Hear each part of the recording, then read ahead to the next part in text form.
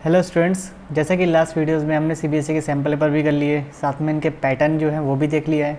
ठीक है, तो अब हमें क्या है कि पूरा अच्छी तरह पता है, आइडिया है कि पेपर कैसे आने वाला है, क्या पैटर्न है, कैसे क्वेश्चंस होंगे, एवरीथिंग। तो अब हम सिर्फ जितने भी दिन बचे हैं, जैसे कि आपको पता है कि अब 50 से लगभग 60 दिन है आपके पास टर्म फर्स्ट के एग्ज़ाम के लिए, है ना, जिसमें आपको सभी सब्जेक्ट को बहुत ही अच्छे तरीके से टॉप लेवल पे अपनी तैयारी को करना है, प्रिपेयर करना है उसे। तो आपने तो पूरा 6 सब्जेक्ट को मैनेज करना है। देखिए, एक बात तो आपको ध्यान रखनी पड़ेगी कि आपके पास जितने सब्जेक्ट्स हैं, अगर आप उसमें एक भी सब्जेक्ट में कम नंबर लाते हो तो वो आपके ओवरऑल परसेंटेज पे फ़र्क पड़ेगा उससे। ठीक है, अगर आप सब में 90 ला रहे हो और एक में आप 60 लिया होगे तो आपकी परसेंटेज 90 नहीं रहेगी, वो गिर के कम हो जाएगी, बहुत कम हो जाएगी। ठीक है, तो एक सब्जेक्ट भी आपको एक तरीके से आपकी परसेंटेज जो है, जो आपका लेवल है, वो थोड़ा डाउन कर सकता है। तो सभी सब्जेक्ट को आपको मेंटेन रखना है, सभी सब्जेक्ट को आपको अच्छी तरीके से डील करना है एमसीक्यू के रूप में, क्योंकि जो क्वेश्चन पेपर है वो तो एमसीक्यू में ही है। ठीक है, तो एमसीक्यू के रूप में ही आपको सभी चैप्टर्स को, सभी सब्जेक्ट को पढ़ना है। तो अभी तो फ़िलहाल जितने भी दिन बचे हुए, अब हम क्या करने वाले हैं, जितने भी चैप्टर्स हैं उनके एमसीक्यूज़ क्वेश्चन करेंगे। ओनली एमसीक्यूज़ क्वेश्चंस होंगे और ये एक्सपेक्टेड क्वेश्चंस होंगे जो भी आपके पेपर में आने वाले हैं, उससे काफ़ी ज़्यादा अच्छे क्वेश्चंस के रूप में मोर देन एक्सपेक्टेड होंगे ये। ठीक है, तो ये मान लीजिए जो भी क्वेश्चंस होंगे बहुत बेहतरीन होने वाले हैं।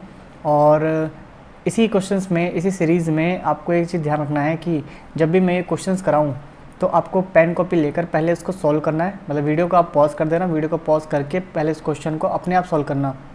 सॉल्व करने के बाद उसके बाद उसका सोल्यूशन देखना है कि हाँ कैसा इसका क्या सोल्यूशन है। जो भी मैं एमसीक्यू सीरीज़ में क्वेश्चंस कराऊंगा उन सब की पीडीएफ आपको मेरे टेलीग्राम चैनल पे मिल जाएगी, तो टेलीग्राम चैनल पे जुड़ जाना। ठीक है, वहाँ पे जो भी मैं क्वेश्चंस के यहाँ सॉल्यूशन कराऊंगा वो पूरे जो क्वेश्चंस होंगे सभी मैं टेलीग्राम पे डाल दूंगा, आप वहाँ से उसको रिवाइज़ कर सकते हो, क्वेश्चन को देख सकते हो। तो पहले आप मैथ के चैप्टर्स को करेंगे, उसके बाद ऐसे ही साइंस के, और मैथ साइंस करने के बाद अगर टाइम बचता है तो अपना इंग्लिश को भी हम कंप्लीट करेंगे। ओके, जैसे कि मैं कहते हुए आता हूँ कि अगर आपको किसी भी क्वेश्चन का कंसेप्ट पता है तो आप उसको 10 से 15 सेकंड में उड़ा सकते हो, 10 से 15 सेकंड में सॉल्व कर सकते हो। तो कुछ ही सेकंड में सॉल्व करने के लिए आपको उस क्वेश्चन का, उस चैप्टर का कंसेप्ट पता होना इंपॉर्टेंट है।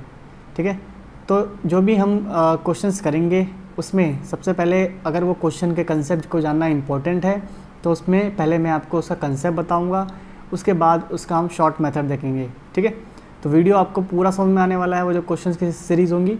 तो ऐसा नहीं है कि अगर आपका कोई चैप्टर छूट रहा है, कुछ सिलेबस छूट रहा है तो आपको आप वीडियो ना देखें। ठीक है, ऐसा ना कुछ नहीं है।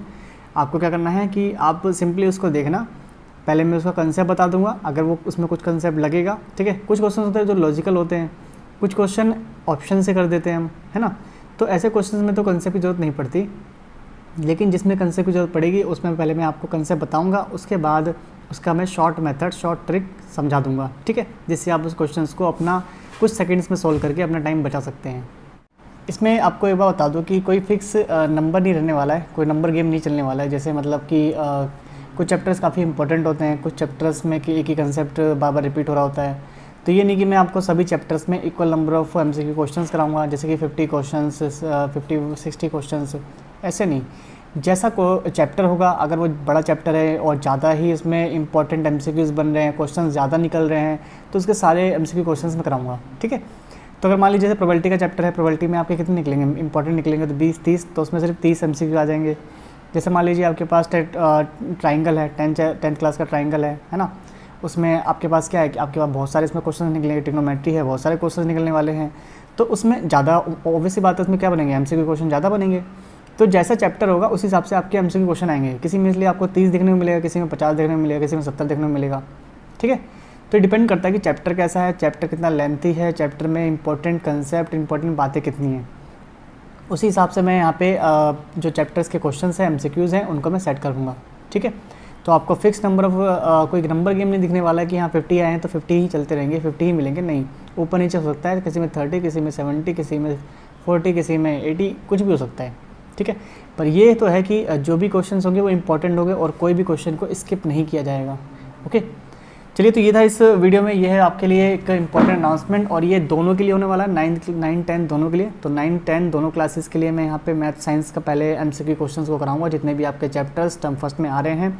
उसके बाद हम मूव करेंगे नेक्स्ट अदर सब्जेक्ट पे। ठीक है, अगर टाइम बचता है तो। ओके, तो लेकिन आपको ये बात ध्यान रखना है कि आपको सभी सब्जेक्ट में अच्छी तरीके से सबको मेंटेन करना है, अच्छी तरीके से पढ़ना है। जैसे कि मैं आपको बता ही रहा हूँ कि अगर एक भी सब्जेक्ट या एक दो सब्जेक्ट आपके उसमें कम नंबर्स आते हैं तो आपके ओवरऑल परसेंटेज को कम कर देंगे। तो ये बात का ध्यान रखना, आपको सभी सब्जेक्ट में टॉप करना है, ठीक है। तो टॉप ऑल याद रखना, टॉप ऑल। तो आपको सभी सब्जेक्ट में टॉप करना है, टॉप ऑल। चलिए मिलते हैं नेक्स्ट वीडियो में।